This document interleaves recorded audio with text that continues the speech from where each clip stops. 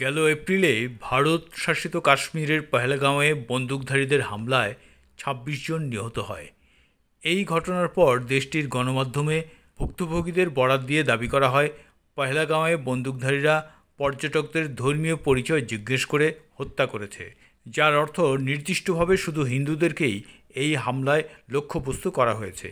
এমন সংবাদ প্রচারের ফলে দেশটিতে মুসলিমদের জীবনে অন্ধকার নেমে আসে।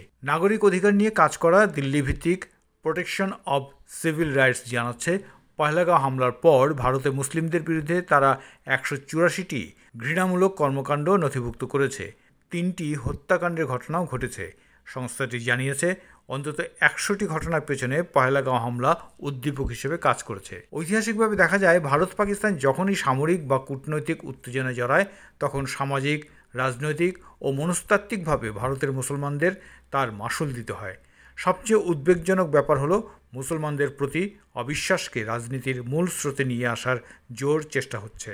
সামাজিক যোগাযোগ মাধ্যমে কিছু চরমপন্থী জাতীয়তাবাদী অ্যাকাউন্ট থেকে ভারতীয় মুসলমানদের অনুপ্রবেশকারী ও দেশদ্রোহী আখ্যা দেওয়া হয়। লেখক হুসেন হায়দারি মিডল ইস্ট আইকে বলেছেন, দশকের পর দশক ধরে ভারতের বহু মানুষ দেশটির মুসলমানদের পাকিস্তান হিসেবে দেখে আসছে।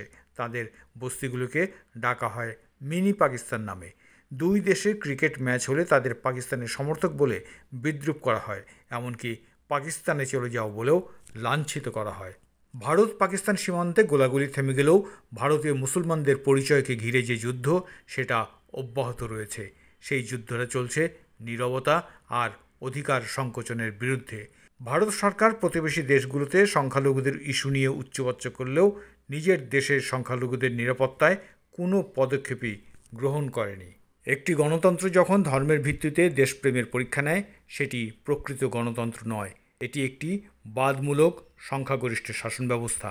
এই অবস্থার পরিবর্তন না হওয়া পর্যন্ত ভারতের মুসলমানদের এমন একটা যুদ্ধের মূল্য চুকিয়ে যেতেই হবে, যেটা তারা নিজেরা শুরু করেনি।